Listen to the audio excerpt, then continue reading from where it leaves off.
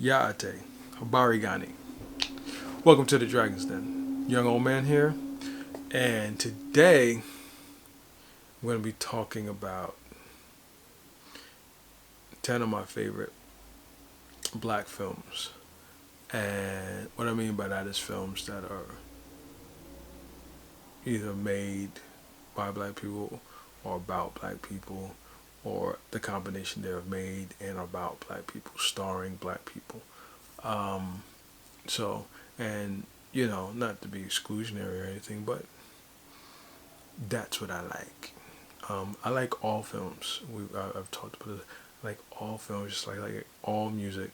But growing up in the particular societal culture that I grew up in, uh, I'm partial to what looks like me, just like any other group in any other culture. Except my people don't try to force us onto anybody else. We just want to do us. Some people don't want to let us do that. What is making that fucking noise? Why do people have to do stupid stuff? So, with that said, this is it's not officially a top 10 list, and I picked not just my favorites, but my favorites and what I feel are probably some of the most important black films and modern times, meaning my lifetime. Um, I've been around the sun 47 times. So I've been around a while. There's been a lot of films that have come out in my lifetime.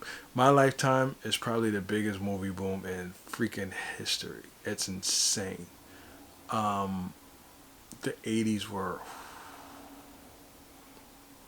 right. You know, the 70s, Hollywood was dying. And like this country always does, it used my people and built its foundation and its money back up using us.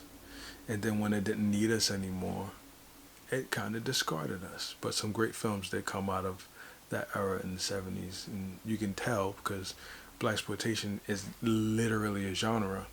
But then you don't see a whole lot of black centric and films starring black people, written and directed by black people in the 80s. Did they exist? Of course they did. But the push for us wasn't like it was in the 70s. A lot of the movies that them people were making in the 70s sucked. They had some good films come out in the 70s, don't get me wrong. But some of them sucked. Like, I think Deer Hunter won for the Oscar for like 75, 76, 77, somewhere in there. I didn't research it because I don't give a shit. I remember me and one of my friends, we sat down one day and we watched this movie. And it was it was just a dumb fucking movie. The only good thing out of The Deer Hunter was Christopher Walken's performance. That was literally the only good thing about that film. It was long, it was chaotic and boring and dumb. And that's pretty much what kind of shit they were making most of the 70s.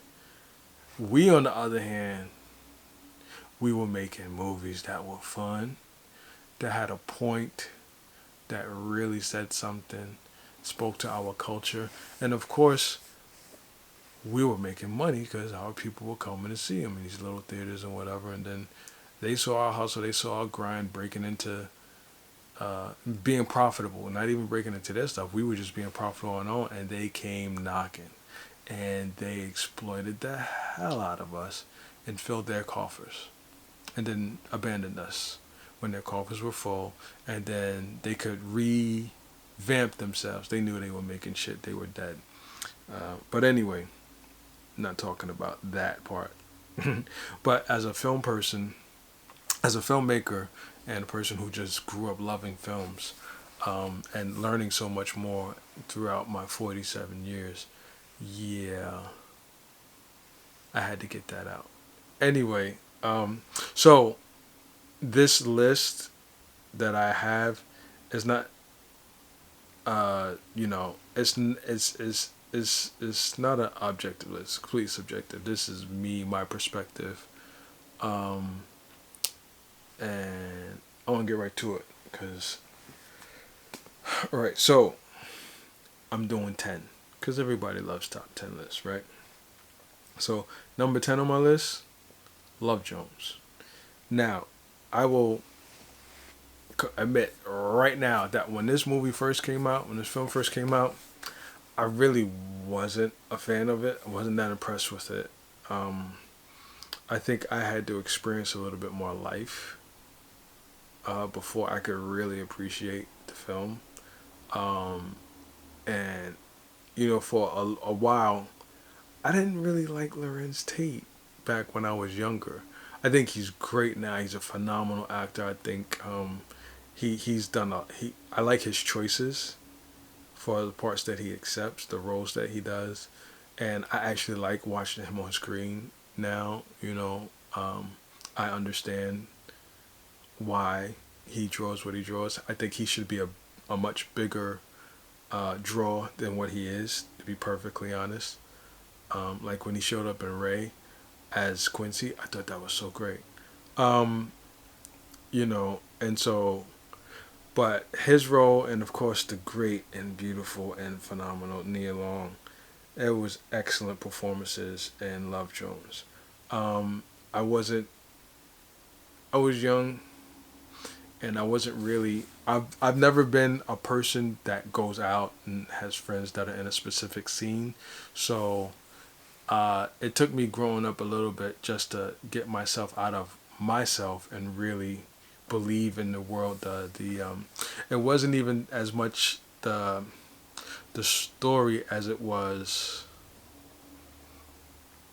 the environment of the world that I just couldn't suspend my belief in because that was a world that was complete foreign to me. Despite me loving fantasy and science fiction, it was so weird.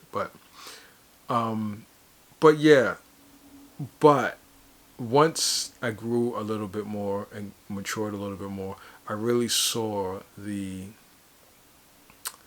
importance of the film because it depicted something at the time that it came out was 97, right? I was 2 years into the military when it came out. I don't think I saw this in the theater. I think I waited until it hit VHS. I'm pretty sure I got it on no, not VHS. I'm pretty sure no, yeah, VHS still. DVDs still weren't quite the most popular thing in '97. It was either DVD or VHS that I saw at Blockbuster. So and it was like, oh, okay, it did something that was it was like the tail end of the movement because we were going into the late 90s now on television especially with coming out of the 80s with the Cosby Show going into the late 80s going into the early 90s with a different world and then living single. There's a through line there, right, of black professionals and Cosby Show representing a slightly older generation, my parents' generation, and then a different world was the next generation coming into adulthood because they're in college, right? And then living single was these people that went to like Hillman and college educated, and now they're living in the world, experiencing the world as professional black people, and that was television, right? That through line. That's from like Cosby Show came out in 84, 85, and then Living Single lasted all the way up to like I don't know 97, probably around up through Love Jones, maybe a little bit after. But Love Jones was in the film space one of the few films, and there was a boom in film in the late '90s, early 2000s, because like you had what's the movie?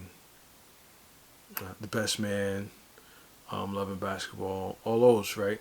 But anyway, but Love Jones was one of my first real glimpses of just regular black people living lives and the interactions of the it's no need for extra drama and fantastical bullshit. No cops, no druggy shit, no drug dealing, no drug using, no bad cops and good cops. It was just it was just a drama. It was a relationship movie. It was a love story, right? And you didn't get too many love stories in Hollywood with people that look like us, right? And so that was a big boom in the late '90s going into the early 2000s where you know you got to see black people just being without any of the overarching bullshit that we have to deal with on a regular basis. It was a peek into our world as human people just living and loving and interacting. And I loved how they did that, focusing on these two characters played by, Lorenz Tate and Nia Long. He was what, Darius Lovehall, and she was Nina Mosley, right? So their story I enjoyed a lot. How they got together, how they kind of fell apart, and then how they got back together at the end. As I've gotten older, even though I'm a creative. I haven't started making my living as a creative quite just yet. I'm on the path to do that though. So I did identify with Darius Lafal's character quite a bit. Not quite the player that he was, but I have those tendencies. I can do it. It's just not the way I actually move through the world. But yeah. So Love Jones, I really enjoyed that movie. That's number 10. So number 9, Coming to America. Now this one, Coming to America. Oh, you know what should be on my list? Oh, I don't know. I gotta add an honorable mention. But I'm gonna do that later. I gotta edit that out. So number 9 on my list, Coming to America. 1988. Eddie Murphy at the height of his popularity, coming off of, being the standout, one of the best SNL alumni ever.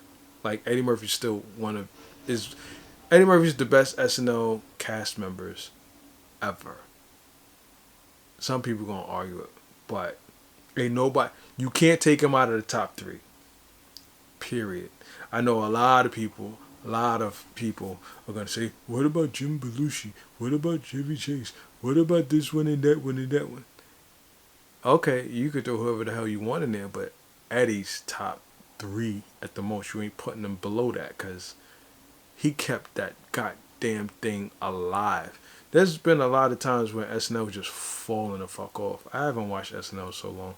I catch it every once in a blue moon. But Eddie Murphy, he was on when I was too young to actually watch it.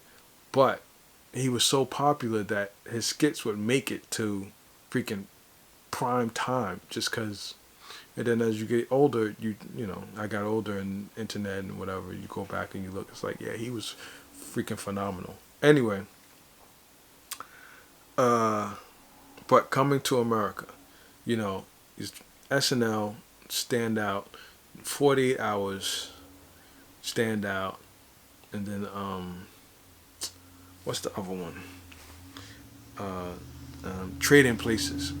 And in Trading Places, one of my favorite movies of all time. His performance in Trading Places was fucking beautiful, right? And so he's coming off of those, and then he might have had another movie or two. And no, wait, yeah, I think Beverly Hills Cop had already come out, and that's the one that's not on my list that should be on my list, because Beverly Hills Cop.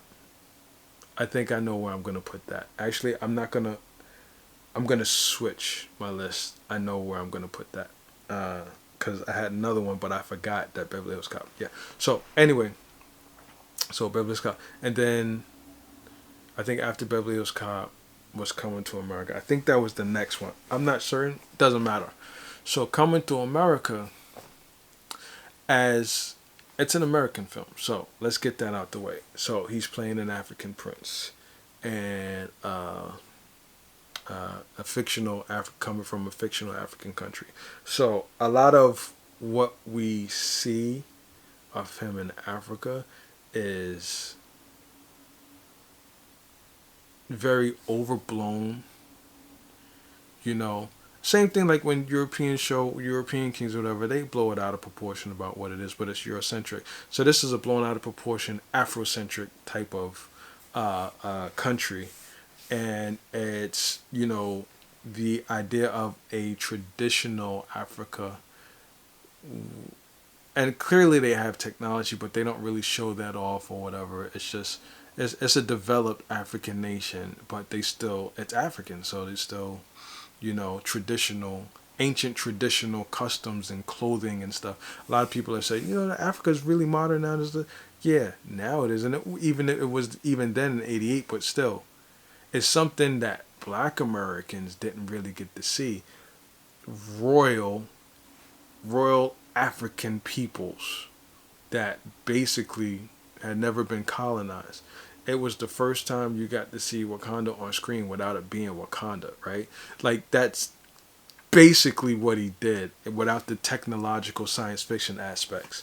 So like, even though Wakanda existed in comics, it hadn't made it to film yet. So Zamunda was the first Wakanda in the movies. Something that black people could look at and say, "Oh wow, that's cool." Of course, Africans looked at it like that's bullshit, which naturally so.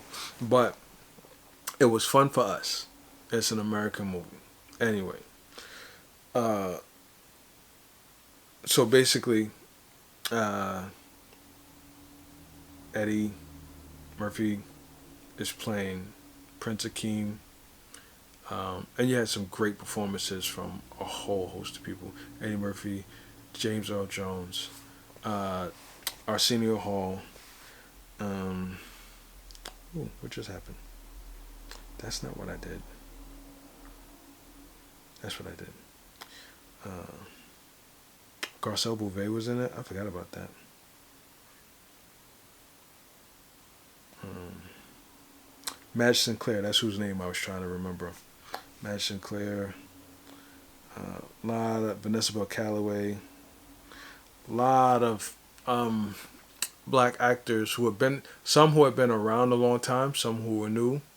Um, Eddie put a lot of black people on screen that hadn't been on screen in a while or wasn't getting a lot of shine, and I'm pretty sure even behind the scenes too. Let me tell you something real quick aside. Eddie put in work, and he put a lot of people on. Nobody really talks about it that much, and his fame has waned, for a bit, even though he's had a resurgence recently, because that My Name is Don Dolomite joint, and then when he did Dreamgirls, come on son, the Academy owes Eddie Murphy an Oscar so many times. That's another discussion. So anyway, but what was I saying? Eddie Murphy's playing African Prince, and he's been arranged to get married to someone, and he doesn't want to get married to who he's arranged to get married to, so he leaves at his wedding and goes to New York. Moves to Queens, because where else you gonna find a queen? There's a funny moment in the movie. I'm not spoiling shit here. Like if you don't know, like I go watch the movie and come back. I don't have time. There's gonna be spoilers all over this. But anyway, and all of the hijinks that ensue there. James Avery was in it as well. Forgot to mention him. And Sherry Hadley played the queen. The woman that he meets. So but yeah, and the reason why Coming to America was so important was, again, the time frame in which it came out. Culturally, it was very important for black Americans to see images of Africa that wasn't poverty, because that's all mainstream red white Eurocentric culture ever portrayed Africa as, is fucking poverty ridden and filth and underdevelopment.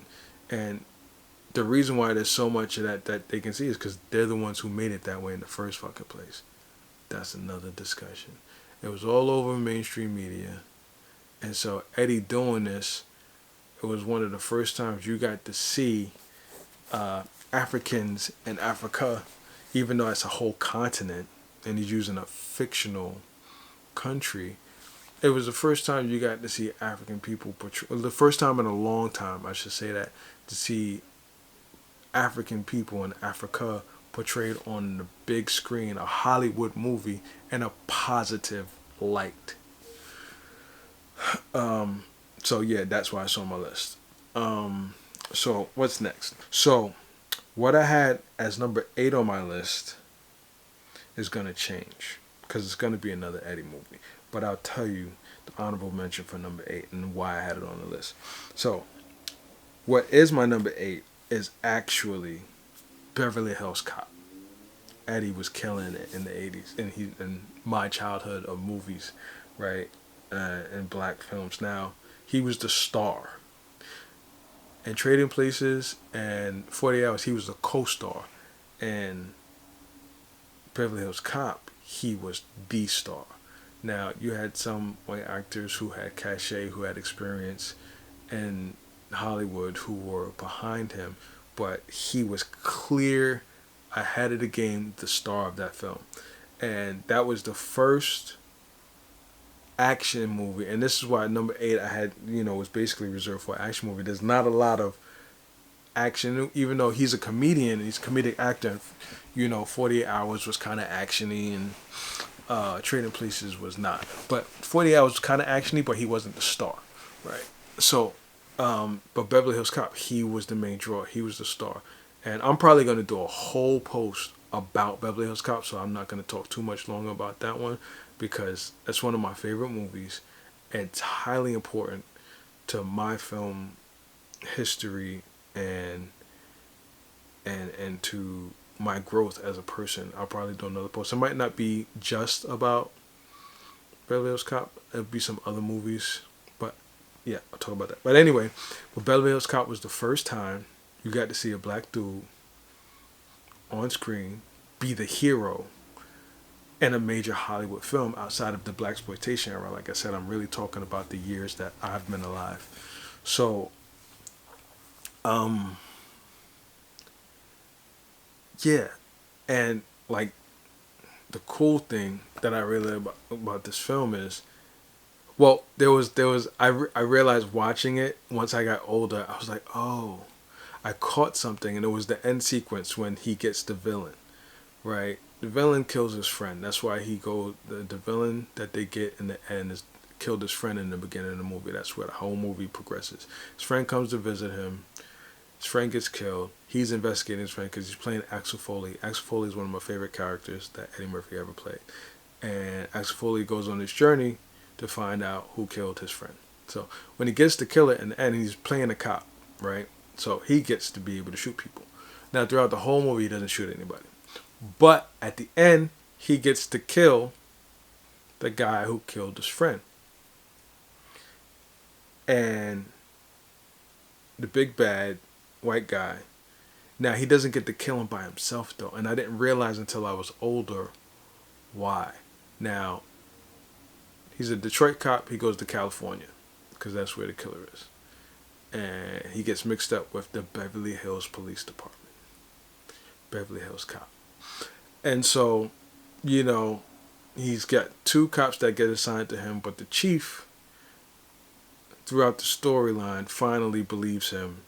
He gets the evidence needed. They go after the main character, the main bad guy, Victor Maitland. I've always remembered the character's name.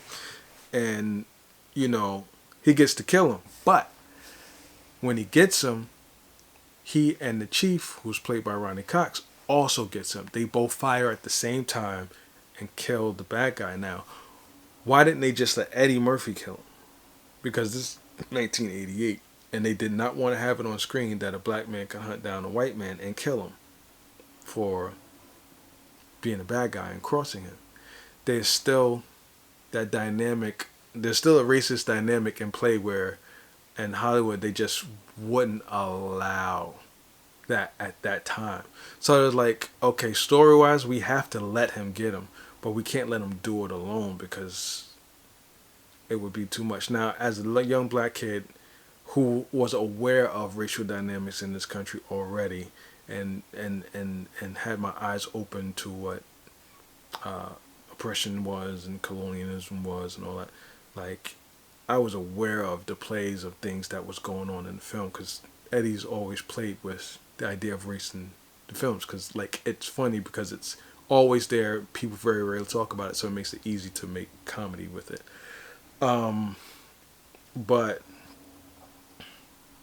yeah, I always found once I realized, oh, that's fascinating. It's like he has to be the one to kill him, but they had to have the old white man with him to kill the white guy who was the bad guy for just psychological propaganda reasons. Fascinating to me. So that's number 8. But what I originally had on my list was Passenger 57. Again, because it's an action movie, and there weren't a lot of action movies in the 80s with a black lead starring black people, which is why I want to keep. It's like for this, it's going to be. They're going to be. They're both on my list. It's not even an honorable mention. They're both going to be at number 8. Beverly Hills Cop / Passenger 57, because Passenger 57 came out in '92, so 4 years after, Beverly Hills Cop. But in Passenger 57, Wesley Snipes is the lead. It's important to me because, and it's important as far as black people on screen because Wesley Snipes was the main character. He was the hero, and he had the female interest was a black woman. A lot of the background, the score was not orchestral based. It was like jazz based, which was really cool. And he was an agent. He was an airline security expert, right? And Passenger 57 on an airplane. Airplane gets hijacked. He gets to stop the hijacker, basically. And at the end of the film, the hijacker is a white guy. I think a very European white guy. But Wesley Snipes in the end kicks his ass and kills him without the assistance of anybody white. Very important moment in film history. Not that it's not been done before. Blaxploitation era, it happened all the time. But I'm talking about like I said, my film era, my age, my years. So, and yeah, that's important. It may not sound, it sounds funny saying it out loud, but yeah, it's important. And very good movie. I liked it. Bruce Payne, I know Bruce Payne. He was the bad guy. So, but yeah, Passenger 57. I think those are the only, I think Beverly Hills Cop and Passenger 57 are the only two, well, no, they're not the only two action movies, but they're the ones with the most actiony, action as a category, and it's and in the description of the film, because there weren't really action movies before the 80s. There were cowboy movies that had action in it, and war movies that had action in it, and westerns and urban movies that had action in it, but they weren't really described as action movies. The 80s is the era of action movies, and the kings of that were Stallone and Schwarzenegger. We know that. I talked about that in another video, I think. But anyway, this one's about the black peoples. So, Eddie Murphy, Wesley Snipes, period. Nobody was doing it better on acting tip and an action tip. So that's that. Okay, now number 7 for me is a film that fell through the cracks because one, how important it was, and I think the people who run studios who were really, once the film was done and they looked at it, it's like, oh, this is an important film and it's too important for them. So they missed. I don't believe in coincidences and accidents happen, whatever. But like they they mismarketed this movie. It was marketed all wrong, which I mean happens to film starring black people all the time because Hollywood just makes up stupid rules. The white people that are in charge of Hollywood, they really don't want our films to do well, and so they mishandle them all the time as far as marketing and sales. Even though they're whole supposed to be all about making money, but when it comes to us on screen, they'll greenlight some films and they'll let some through, but they always fuck it up somehow. Anyway, I'm talking about Barbershop, and there's a lot of contention about this film because it got marketed as a comedy and it wasn't. And when people went to see a comedy and they're seeing this film that's really a social critique and a social drama with some comedic elements in it, and the comedic elements that were in it were, it was ghetto humor, a lot of it, because Anthony Anderson was playing this just retarded wannabe criminal, and he a good performance, don't get me wrong, and I understand how it fit within the entire storyline of the movie, but when they did the marketing for the film they used a lot of that, and it was like, that's not what this is. This wasn't a slapstick comedy about a bumbling fucking a criminal. This was a drama about a guy owning a business and not realizing how important it was to actually own a business, right? And it was a film for my generation, just like Love Jones. This was speaking to my generation of professional young black people coming into the world. And this one was someone inheriting. He inherited a business from his father, barbershop. He inherited a barbershop. This barbershop, he grew up in this barbershop, right? This barbershop paid for his life.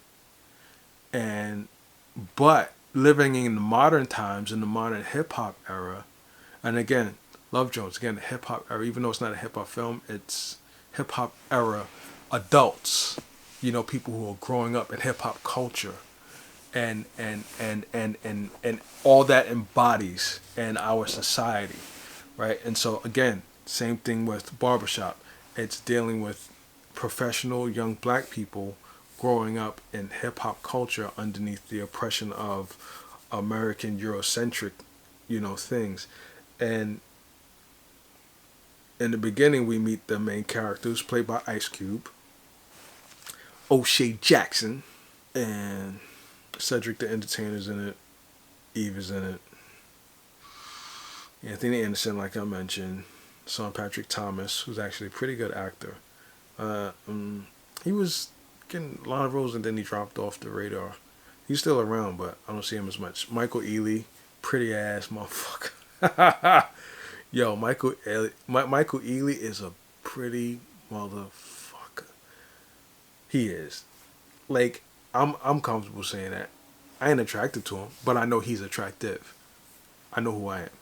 But anyway, but yeah. So, but the premise of the film was, you have this character played by Ice Cube, Calvin Palmer. He's married. He's got I think him and his wife, when they come to the film, they just had a kid.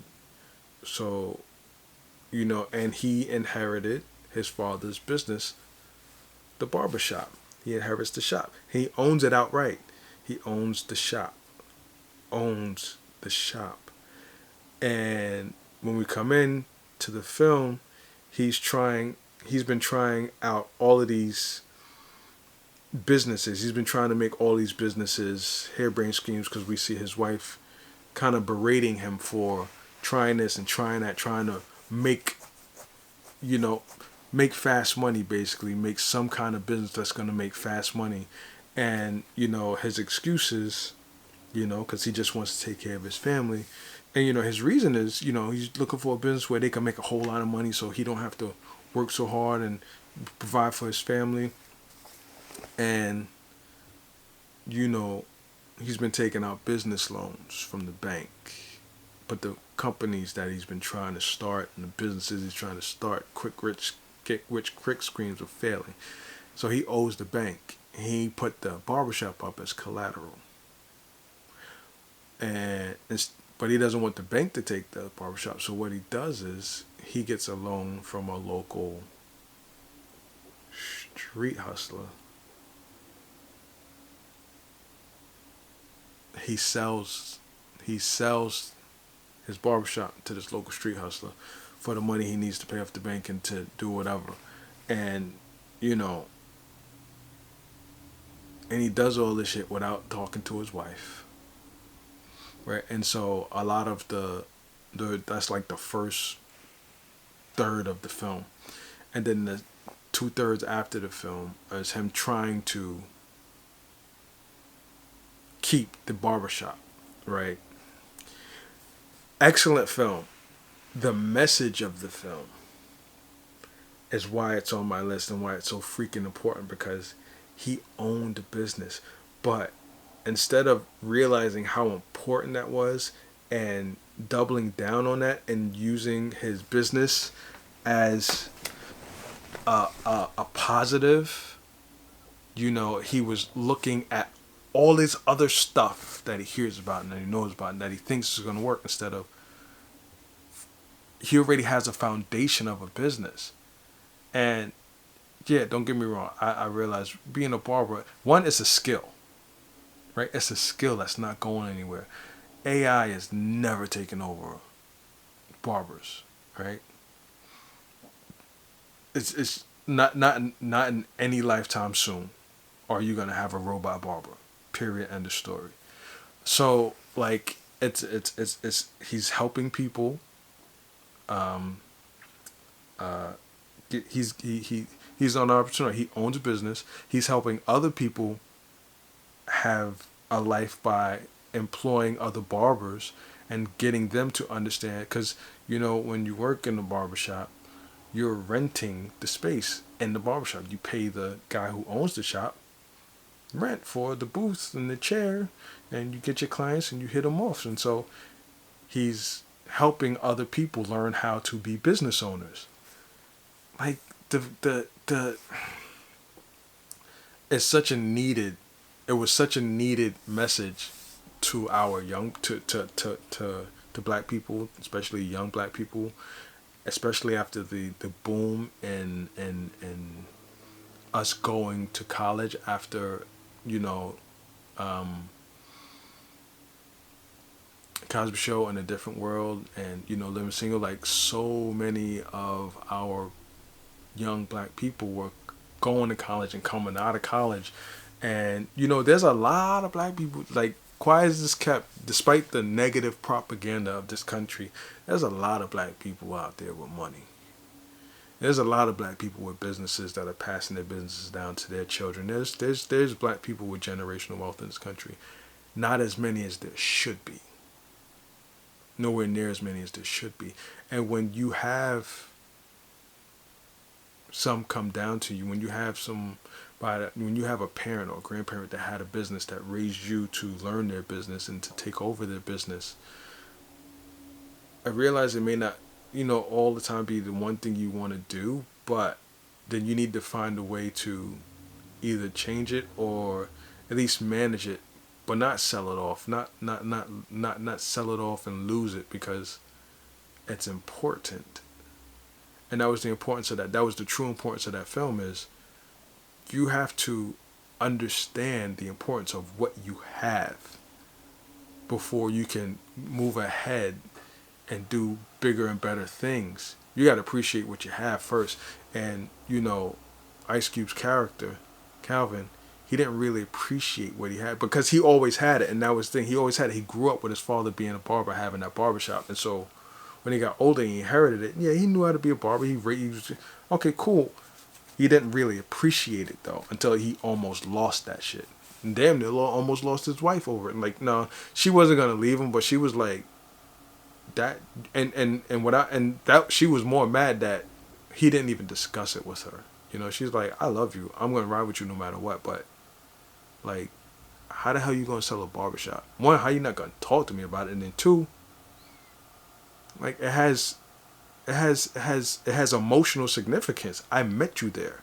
Like, that's what really threw him over. He's like, he didn't think about how important that barbershop really was, not only to himself and his family legacy, but to the community that he lived in and grew up in.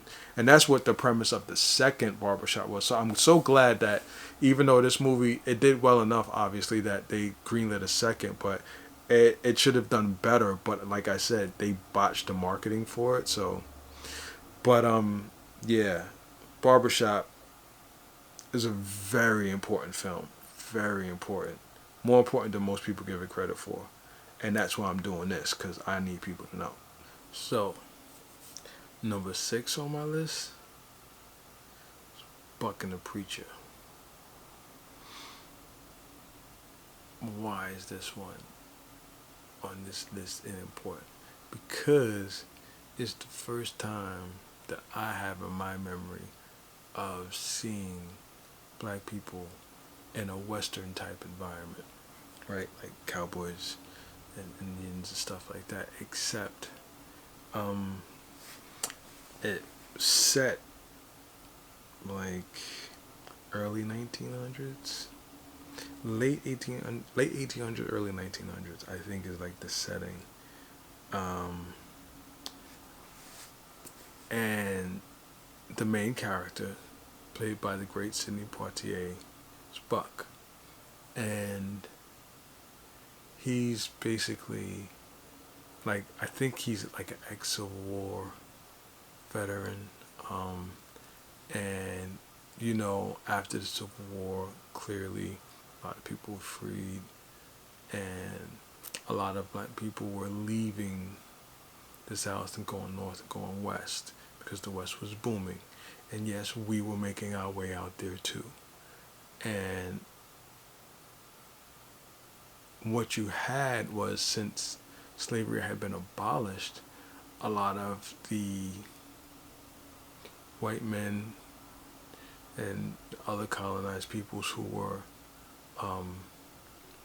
for lack of a better term, slave catchers or re-enslavement agents, right? Instead of catching black people and native people and taking them south to be re-enslaved, now that enslavement is over, the South still needed people to work the fields. You had sharecropping and stuff, whatever, but a lot of people were leaving because now they could. It was a choice. And people were working, building up their money, and then just getting the fuck out of Dodge. So now, instead of catching people and re-enslaving them, you had these white guys and other colonized people who used to be slave catchers turn into re-enslavement agents, and now they're cheap labor agents, which is the description they give of what these guys are. They were basically slave catchers, right? So their job was to chase down black people that were, immigrating to other parts of the country and make them turn around, basically, and go back to the South, go back to the plantations and farms or whatever that they left. And so what they would do is, they couldn't legally catch them anymore, put them in chains and take them back. But what they did was, they destroyed, their capabilities of transportation. They destroyed their food.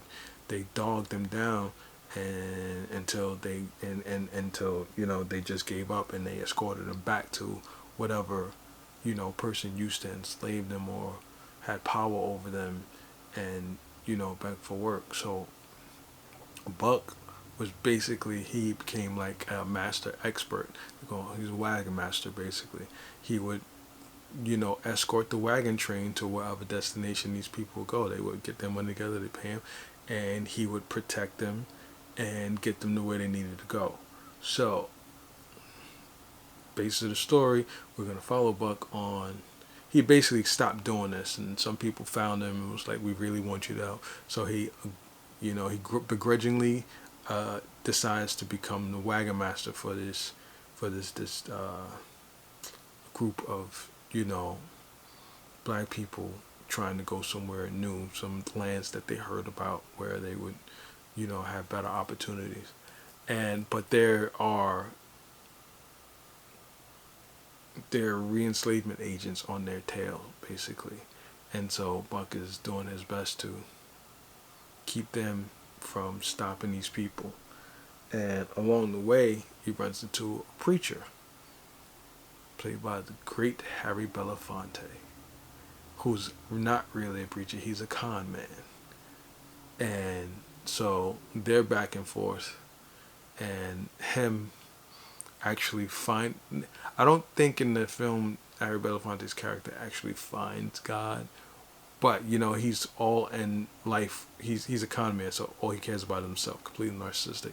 But at some point during the journey of this film, he genuinely wants to help these people get to where they need to go.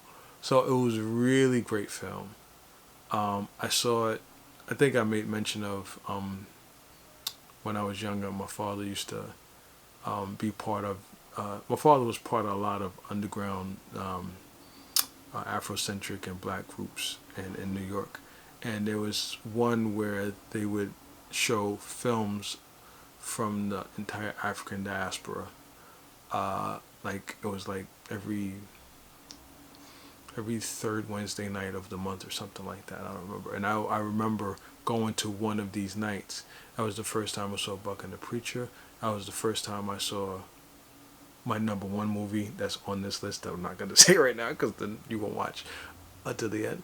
But yeah, and I saw a whole host of other movies. Some that I remember images from, but I don't remember the name from because they were African films, and because I have no idea of what language they were in.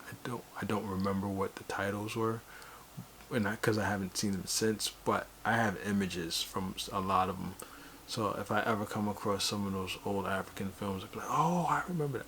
Anyway, but yeah, Buck and the Preacher. I have a copy of it now on DVD. I love that film. Like I said, great Sidney Poitier plays Buck. The great Harry Belafonte plays Preacher. Ruby Dee plays Buck's woman, his wife, basically. And yo,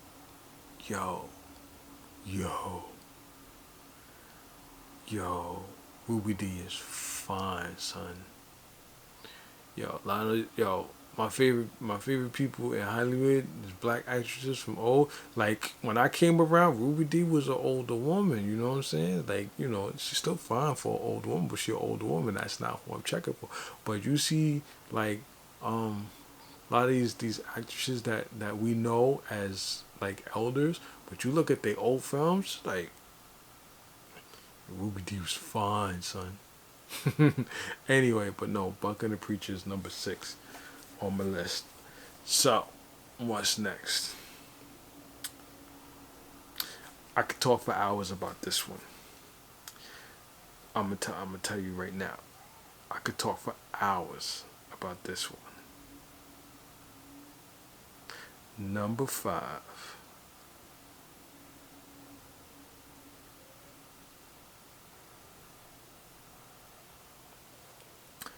Number 5 on my favorite, most important black films list, The Last Dragon. At the time when it was released, the official name was Berry Gordy's The Last Dragon, because he was the one who produced it and all that. But starring Tiamat, his first film role, right? And he wasn't really doing kung fu, even though his character's a kung fu master. He's a martial artist, and I'm pretty sure he's since expanded his repertoire of skills. But at the time, he was still very young, and I think he was more karate than anything. So Shotokan, I believe, but so he wasn't really doing kung fu in the film, but he was a kung fu master in the film. But it's Hollywood, it's acting. So anyway, but came out 85, right? Now I remember this vividly because it's one of my favorite memories. Right, seeing this movie, it's one of my favorite memories of my childhood. Right, so it came out. The exact release date of this film is March 22nd, 1985. My birthday is April 1st. So this movie, back then, movies stayed in theaters for 2-3 months sometimes. Right, so my birthday is only a week and a few days away. Right, so my birthday comes. My father's like, "What you want to do?" I was like, "I don't know, whatever." He's like, "You want to go to the movies?" I say, "Yeah." My birthday comes, 1985. 9 years, completed 9 years on the planet, right? Just turned 9 years old. My father, with a straight face, asked me, "Do I want to see the Care Bears movie or do I want to see The Last Dragon?" And I know for a fact, at 9 years old, as intimidated as I was by my father, the healthy fear I had of my father, knowing the monster that lurked within that could come out. I know I looked at my father like he was the stupidest fucking man alive when he asked me that goddamn question. I know I'm not the most super masculine person, and then when I was a kid, I wasn't the most super I was not an effeminate kid, but I wasn't super masculine. I wasn't into sports or nothing like that. I like to read books, whatever, you know.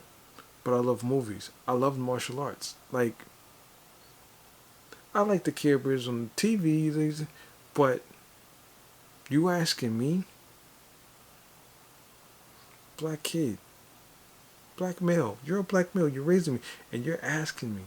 And I'm pretty sure it was him just trying to be open to what his emotional son may be, but no, that was you asking me if I want to see the Care Bears movie or a black kung fu dude. See, again, to be clear, this wasn't the first black kung fu dude, right? I know that. I knew who Jim Kelly was. My father had movie posters of Jim Kelly up in the house, in the apartment we lived in when I was a really, really little kid. So, which again was a very, very positive thing for my brother and I when we were little. I have vivid memories of like 2 posters of Jim Kelly in the kung fu pose on these movie posters, because he looked a little bit like my dad. He had the afro. He was light skinned. My father was lighter skinned than him, but he was light skinned, had afro, reminded me of my dad.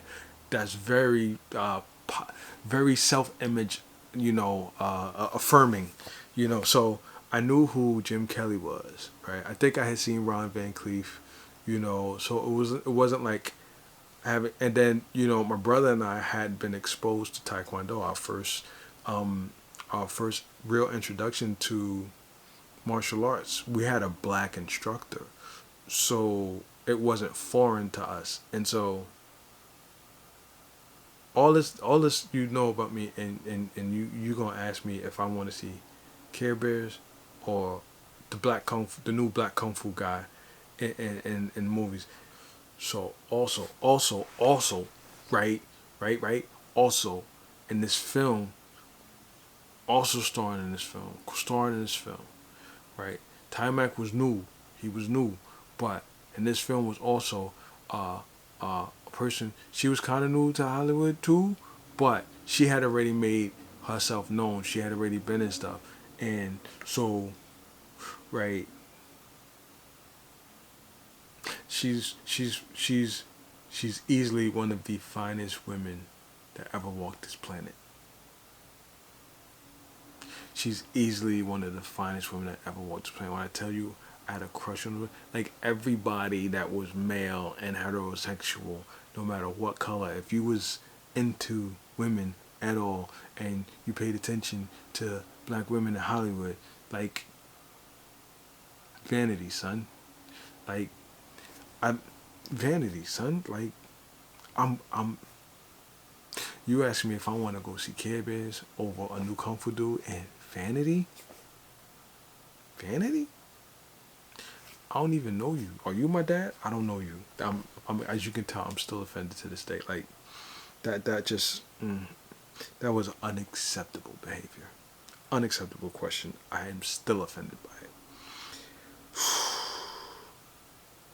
Still offended. See, a lot of people know Vanity. A lot of people know Vanity from music, but she also was a body double for Apollonia Cotero in Purple Rain. A lot of people don't know that. Well, nowadays most people know that, but yeah, especially in the sex scenes, because Prince and her had a little thing. I was jealous of Prince because he had Vanity for a short time. But anyway, yeah, so Purple Rain should be on my list. It's not, but that's because, and I'm not gonna equate the other one with it. Great movie though, a very important film. But so, Last Dragon. Last Dragon. That's number 5, cause it's supposed to be. It's the Last Dragon, son. Show enough. What you know about Show enough, man? Who am I? Who am I? Baddest mofo low down round this town. Yeah. Julius Carey passed. He played Show Enough. He passed a few years ago. Unfortunate. Yep. Wow. Wow. He died in 2008. It's been that long? Wow. Too much time has passed. But yeah. Him has Show Enough. Over the top. Scene chewing. Just chewing up every scene he was in. But it was funny and it was fucking good. Also, in Last Dragon, we see a young Ernie Reyes Jr. If you're in my generation, or the generation right after me, and you don't know who Ernie Reyes Jr. is, I'm not talking to you. Go do some research. But yeah, Ernie Reyes Jr. Because his father, master martial artist, he'd been in Hollywood or whatever. So Ernie Reyes Jr. He's been, I think he's been in front of the camera, but usually, I think he was one of the turtles in I think the second Teenage Mutant Ninja Turtles. I don't think he was big enough in the first one because he's a short dude, right? But Filipino, I believe, yeah, short Filipino dude. But he was a badass even as a little kid because his father was a master martial artist, so he'd been learning since he was in the womb, basically, kind of like my instructor. Anyway, but Hollywood. So, and I love when Ernie Reyes ever pops up on screen because I remember him from when he was real little, and I've watched his growth. So that was awesome seeing him as the little Chinese kung fu wonder kid. He got a really good scene, so it was really cool. There was a play on a lot of racial. There was some racial jokes, but flipped a lot in the movie, cause Bruce Leroy is Leroy Green. They call him Bruce Leroy because he's the kung fu dude in Harlem, and Show Enough is another kung fu dude in Harlem who says he's the best, but everybody's saying Bruce Bruce Leroy is everybody saying Leroy is the best. So Show Enough wants to challenge Leroy so they can decide who's the best. It's a really stupid, cheesy storyline. But that was the 80s. There was a lot of stupid, cheesy storylines. 80s movies, story wise, were dumb. Most 80s movie storylines that were popular, action oriented movies were dumb. They were fun, they were engaging, but they were really fucking stupid. You have to have complete suspension of belief watching these things because like it would really not happen in real life. They have rivalries that happen in areas in certain places, but not like that. That was really dumb. But anyway, but yeah, Last Dragon. Because culturally, we hadn't seen a black kung fu dude in forever since the black exploitation era, with Jim Kelly and then Ron Van Cleef and Jim Brown and like real action dudes. Richard Roundtree. I was about to say Shaq. I forgot who played Shaq. But Richard Roundtree. Another really cool film from the 70s that was also like action and had a really good black lead. That I didn't see until I was an adult. I was so mad because there's a movie, but of course it was before me. It came out in like 72.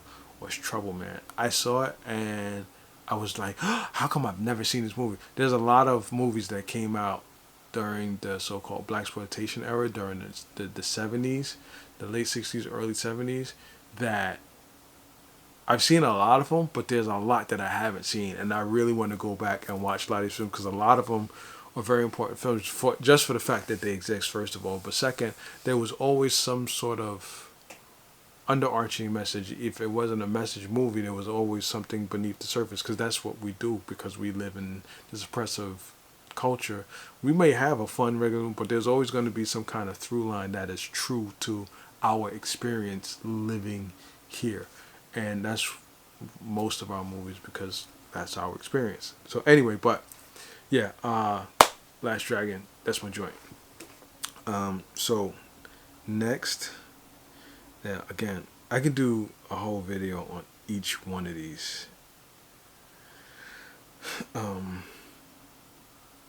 So number 4 on my list, The 5 Heartbeats. If you black and in the films, you already know. Robert Townsend is that dude.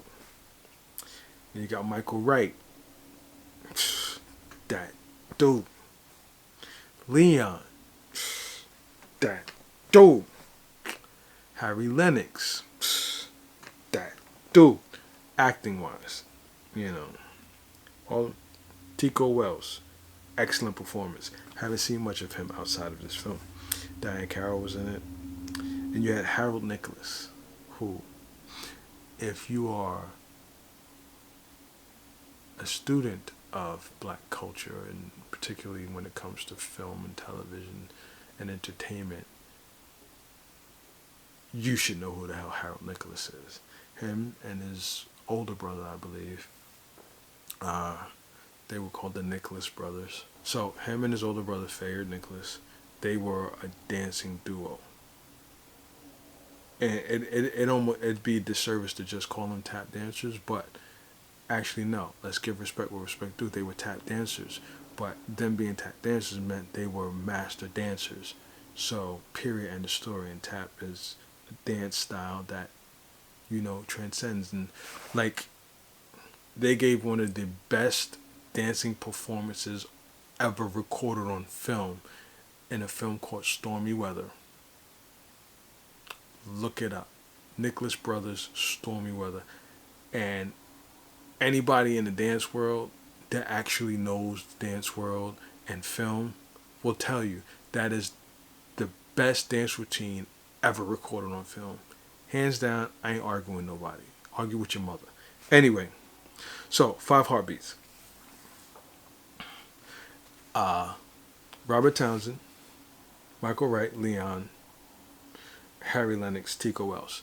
They form a group. This movie is about a fictional music group set around the time of like Motown, right? Late 60s, well, 60s going into the 70s, going into the 80s, right? Because this movie comes out in 91. It spans the lifetime of these young men as they grow. From before they got on to their deal and all the drama with that, and then through they jump through a couple of years and all of the drama now. Robert Townsend's character, Duck, and Leon's character, what was his character's name? JT, they're brothers. Everybody else is just friends that they know. So, there's family drama there. Right. But Robert Townsend, he's like the music guy. He creates the music, he produces the music, and all the rest of them, they sing and dance. They group. And it's just the journey of them. It's like the Temptations or the Four Tops, or it's a conglomeration of the stories of these groups from that era, the Motown, 60s, 70s era that have lasted, all these years later, Kool and Gang, all of that, right? And so it's just a really well told story. It's almost a goddamn documentary. Like, there's a lot of people, there's people who don't realize that the Five Heartbeats was not a real group. Like, there's people who believe the Five. That's how good the film is. That's how well Robert Townsend wrote this film, and how well everybody involved in this film acted their roles. That there's people that have memory of the Five Heartbeats as a real group. Shit's crazy, right? And like, I think for the film, they all actually sang, and that's a sore point with me because I love their voices. They actually sang in the film, and they used their voices in the film. And when they released the soundtrack, it's not the guys, it's other artists who are famous for it. I want the tracks that they recorded for the fucking film. Like, that's I hate I love the film so much, but I hate the soundtrack that got released because it's not them singing. And I'm like, the fuck. One day I'm gonna meet Robert Townsend. I'm gonna ask him. I'm like, yo, do you actually have the recordings of the songs that y'all actually recorded for the film? I want those. I want that soundtrack release of you guys actually singing. Like, there's a little girl that played his sister. I don't remember what her name was. Yeah, Tressa Thomas. She sang a song in the film, and her and Duck, they sang. She was singing. They did a duet. We haven't finished yet, I believe, is the song, right? That little girl sang her ass off. And Robert Townsend, you could hear that's his voice singing. He sang his ass off. They really performed that song. But on the soundtrack, it's like Patti LaBelle and somebody else. And I'm not dissing any of the artists on the record, on the soundtrack that re-recorded the songs, because they're all legends. Like, so that's not my point. My point is, I liked the voices I heard in the movie. When I hear something in the movie, when the soundtrack is released or score is released, that's what I'm expecting to hear, not recreations with better artists. No. The movie worked because they worked their asses off. I want to hear the work that they put in. It's not about the soundtrack. But the film is an important film because it gave it gave a visual, a documented visual of what it was like being a black artist, group of artists, navigating the entertainment world and personal lives. And there's a lot of the story arc in there is like, there's a lot of it's a relationship film, right? It's all about the relationship of family and a group as they grow. And they got really, really popular, and things happen, drugs and cheating, and it's a really great film. It's like I said, damn near a documentary. It's that good. If you haven't seen Five Heartbeats, you fucking up. That's all I'm gonna say. Go watch it. I ain't got time for you. Anyway, uh, next, number 3 on my list, Sweet Sweetback's Badass Song. Written by, directed by, starring the great Melvin Van Peebles. Now, it can be kind of arguable, but for the most part, most people who are really in the know that Melvin and this film is really what started the blaxploitation era. Now, I don't like to call it blaxploitation because he wasn't exploiting his people. He was the first successful independent black artist in the film world, black producer, director, and actor who released an independent film that was fucking successful as shit. And they took notice. And I think, one or two, a few others followed suit, and they realized, oh, these Negroes is making money off these films. We got to get in on it. And that's when they got Gordon Parks to do Shaft, and then it became a whole genre because then you had a whole lot of knockoffs of Shaft and Sweet Sweetback's Badass Song and all the other popular stories that came out. So anyway, but the story, I haven't seen this one in so long, right? But it's a really interesting story, and even for the time that it came out, it was like, oh shit, he really did that. Right? So Melvin Van Peebles is basically, he was raised in the whorehouse. So right, so he becomes a male prostitute in his whorehouse, right? And I forget, some situation happens, but he saves a young black man running from the cops. This movie was released in 71, so the climate was the the civil rights, the height of the civil rights era was waning because all of all of the desegregation laws got passed, but it was going into the Black Power era. Civil rights era melded into the Black Power era. Black Panthers were, the new movement. Now that the laws have changed, now we're gunning for the right to do whatever the hell we want. Anyway, so, and I think in the film Sweet Sweetback's Badass Song, Melvin Van Peebles' character Sweetback,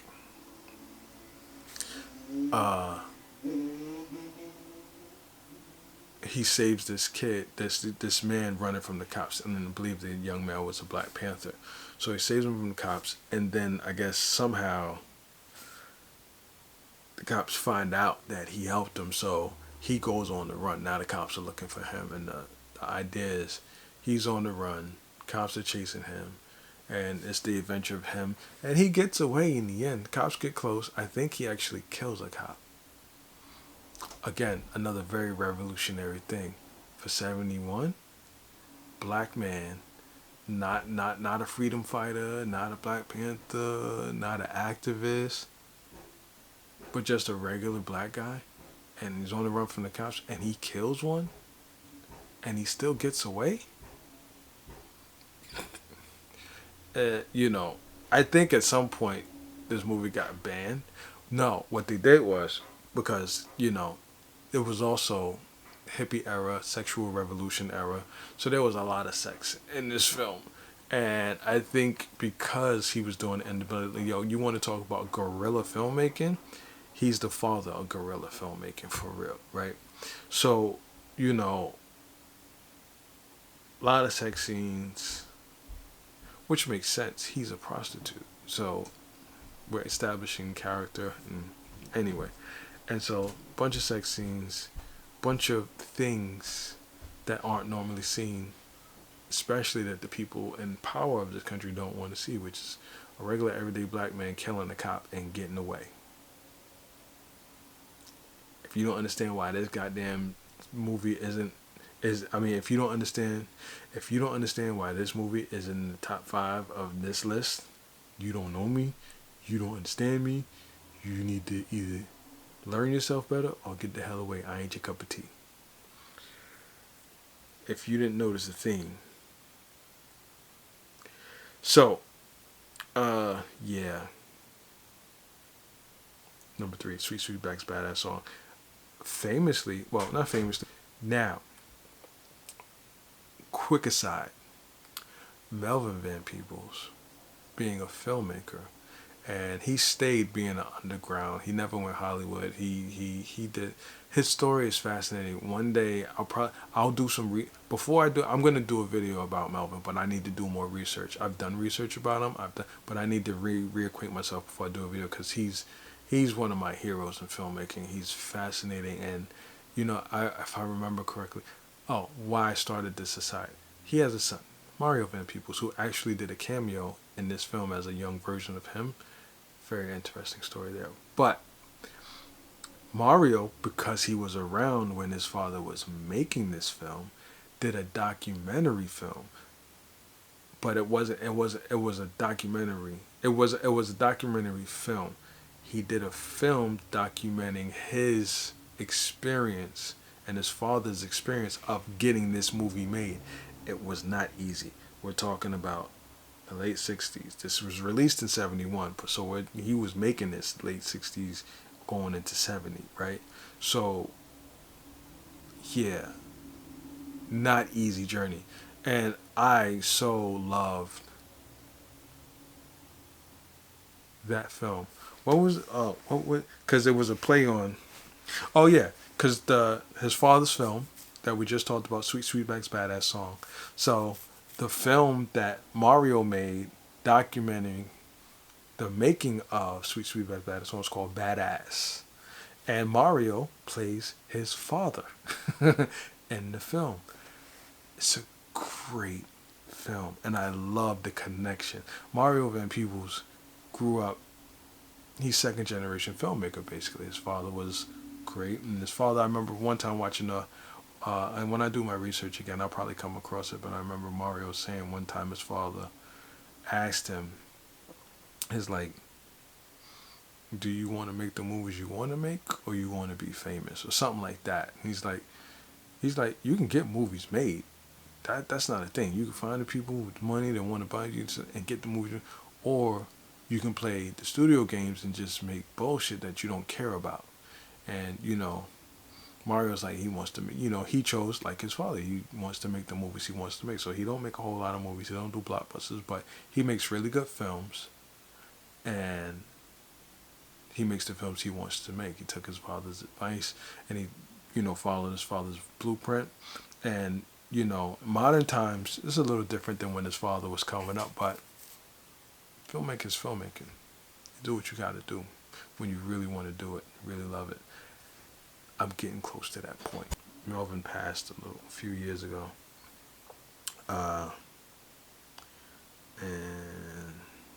but Mario's still around doing his thing, so that's good. Yeah, Melvin passed in 2021. Yeah. Yeah. From what I know, I 6 degrees of separation. I'm like two degrees of separation. I know somebody who actually met him. I probably know a few people who actually met him directly, and he was a really cool dude. No bullshit, very blunt, but a really cool dude. I wish I could have met him. One day, I hope to work with Mario, cause yeah, I like Mario. I like his work. Always have. Even some of the cheesy stuff he did back in the 80s. uh, but he made one of the. It's not on this list. It probably should be. Cause I'm at the top 2 now. I'll do a. But I think I'm gonna do a different list. And yeah, that it'll be on that one. But anyway, because Mario made one of the most important 80s films that was a black film that probably, you know what, it should be on here because you know what, I'm gonna do that. I did Passenger 57. I mean, I did yeah, Beverly Hills Cop, Passenger 57 at number 8. I'm going to put it in here only because it's father and son, right? Sweet Sweetback's Badass Song is at number 3, and equally as important to the culture because it is referenced so much. Most of the time it's referenced for the wrong reasons.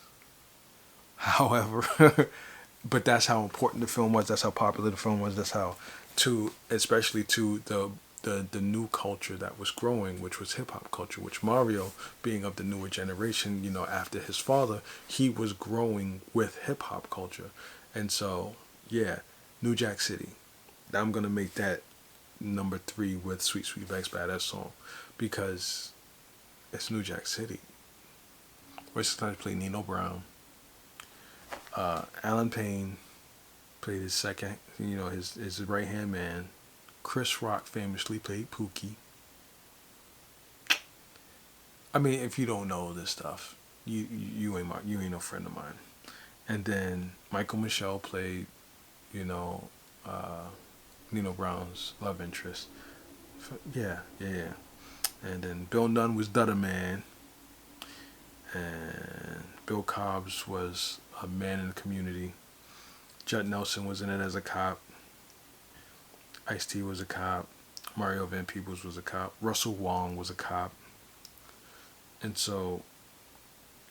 Vanessa Williams, not the singer Vanessa Williams, but the dark chocolate loveliness Vanessa Williams, played Keisha. Rockabye, baby. So, New Jack City was it was a social commentary crime film, right? About the epidemic of cocaine and crack flooding the inner cities of America, particularly New York, New Jack City, right?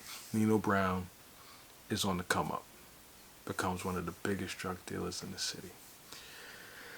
And the cops are trying to take him down. Ice Cube playing an undercover cop, Judd Nelson playing an undercover cop. Great film, very important for the culture, and it's also one of the films that was completely infused with hip hop culture at the time, right? So, again, Mario being attuned to his environment and the culture and what's moving in the country and what's really important. And if I remember correctly, it came out in '91. But yeah, Wesley Snipes is Nino Brown. To this day, rappers still reference that movie, and like I said earlier, like for the wrong reasons a lot of times because they're referencing being like Nino Brown, who no one should aspire to be like a drug dealer. But when you're in the streets and that's all you know, that's unfortunate that so many of our youth are inspired by and look up to criminals. But what are you going to do? Do better, parents, because it's y'all's fault. Kids are just going to do what they're fed. So anyway, because I watched this shit too, I didn't turn out that way. Anyway, but number 2 on the list,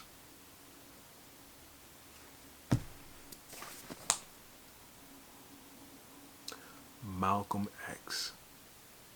Do I even really need to go into an explanation of why this one is number 2 on my list? Because, like,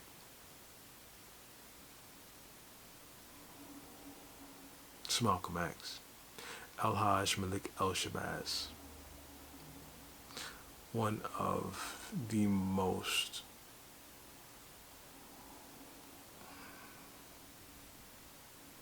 loving and engaging and fearless and truthful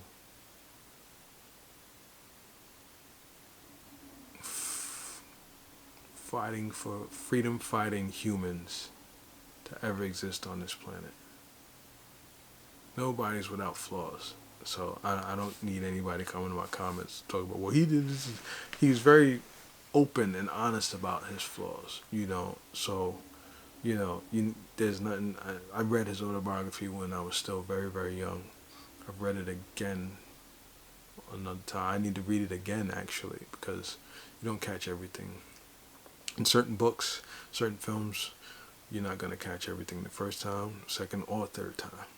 So, I'm due to read that again. But it's Malcolm X. And then you have one of the great actors of our time playing the great Malcolm X, the great Denzel Washington.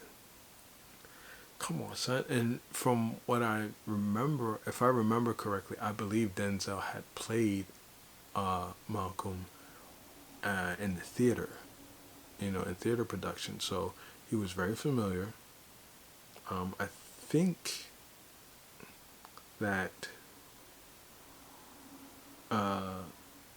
that Denzel is Muslim. I'm not sure, but I know he has a great love and reverence for Malcolm X, and he truly embodied the spirit of Malcolm when he was playing him in this film.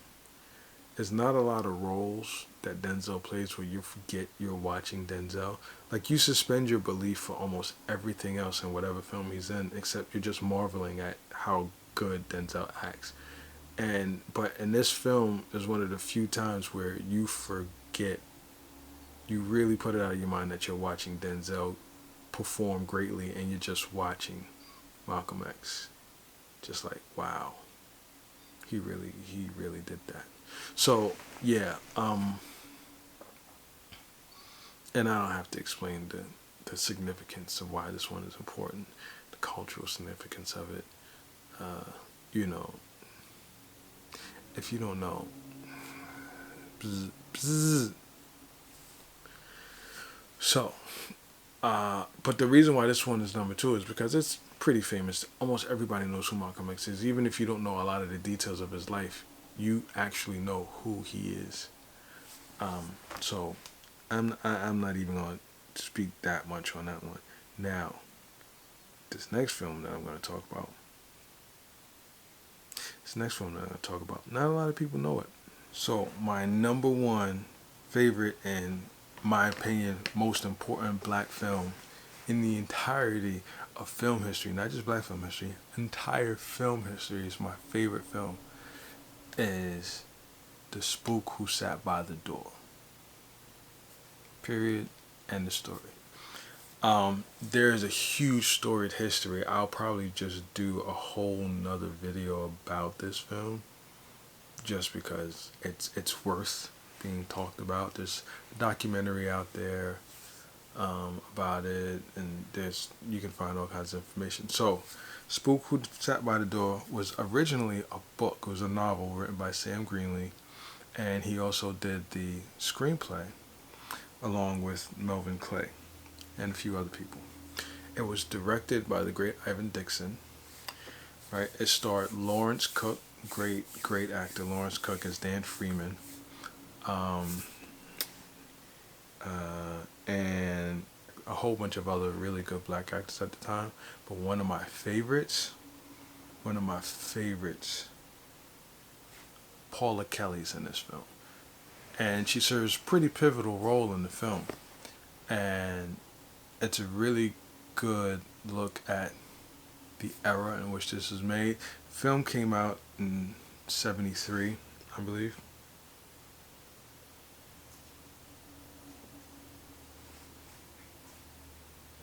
Yeah, came out in 1973. I don't remember the production. I know it filmed it, but it's basically set in the 60s, though. Late 60s, early 70s. All the way after after all of the civil rights movement and stuff like that. And the basic premise of the story is black man gets accepted into the CIA, but he's basically just a diversity hire, what you will call today a diversity hire. They just wanted a black face. because the CIA, because of all of the changes going on in the country with the civil rights movement and desegregation and all that, the CIA didn't want to look as prejudiced as racist as it was.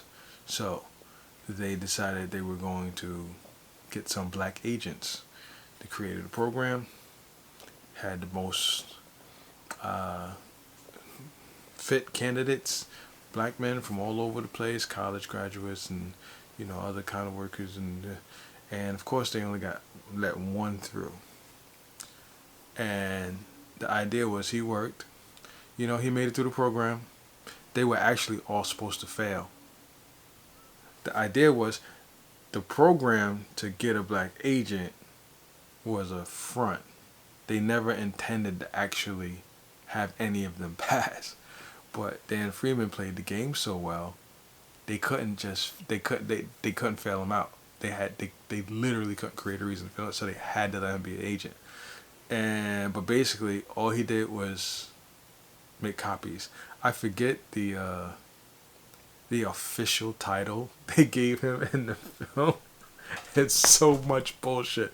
Shit still happens today almost everywhere. It's ridiculous. But basically he just made copies at the offices of the CIA for people. But he did get full agent training, right? And so the idea is he took his training and trained the men in the hood that were, the gangs and the criminals. He organized them, trained them up in CIA tactics and government tactics and guerrilla warfare, because that's what the CIA is trained for. They're trained for infiltration, infiltration, destabilization, and murder. Like, that's what they do, right? So that's what he taught his peeps from his neighborhood, and we see him building the movement using the CIA tactics. And I ain't talking about the end of it because you need to watch the movie. I think there's a pretty decent copy of it on YouTube actually, so I think it's probably still up. You can probably watch it there. But it's a great film. Anytime I have conversations with people about film, I always bring it up because I'm not joking. It's literally my favorite film. It's one of the best films, in my opinion, ever made, for a whole host of reasons. You gotta love is it a double or triple entendre of the title? The Spook Who Sat by the Door. Spook was a derogatory name that white people called black people back in those days. Spook was also a term given to agents who were spies, espionage, people in the CIA, FBI who were undercover spies and all that shit. They were called spooks. The spook who sat by the door. Double entendre.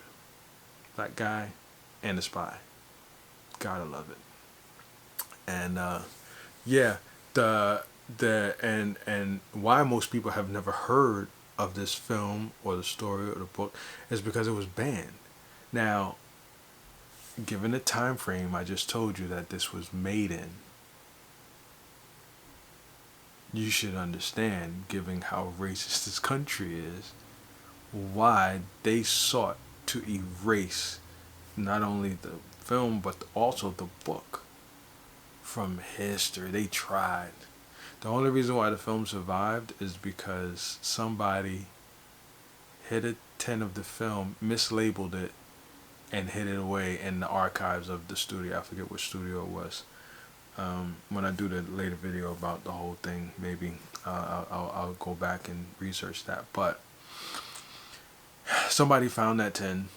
That's probably how I watched it when I was going to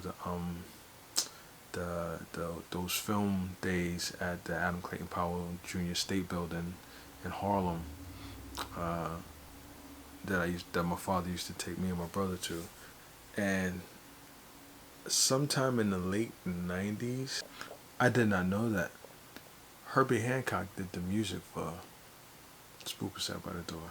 That makes it even more of a reason to love this fucking movie. That's what it was. That's what it was. There was an actor, he's a black actor, he's a great black actor, and he does a lot of stuff behind the scenes. He's been in the business for a long time. Tim Reed and his wife, whose name I don't remember because it's not in this, and it should be in here because I know he didn't do it. It was him and his company. But Tim Reed, through his company, uh, bought the rights, I believe, to the film, and he actually got it produced and released on DVD. Actually, 2004 is when it was. So, like, I was ecstatic. I have the DVD because I've been looking for it forever, but knowing that it had been banned for so long. So when I found out the DVD got released, I bought it immediately, right? But you can watch it on YouTube if you choose, and if you've never seen it, you should. I don't care what ethnicity you are, but if you're black, you need to watch it.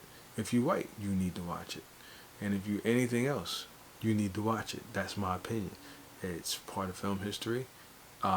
It should be seen and known way more than it is. But yeah, United States government banned it. Like theaters wouldn't pick it up. You know, that tells you how deeply ingrained uh, the, the racist United States government is in the propaganda of Hollywood movies.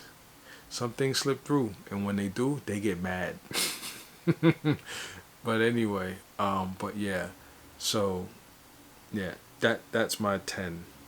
Actually, it's like 12, isn't it? Because I had two for number 8, and then I think two for number 5. I think, yeah,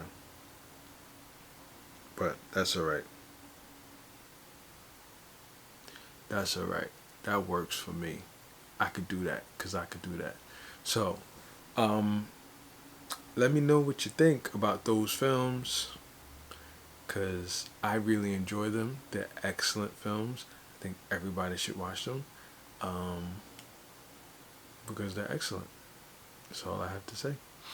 Um, and if you watched them before and you loved the movies, watch them again because they're worth watching. You might catch something you missed the first time or the second or third time you watched it. So that's it for the young old man today. Thank you for coming to the Dragon's Den. Like, subscribe, all of the things. And until next time, Hagone. Young old man out. Peace.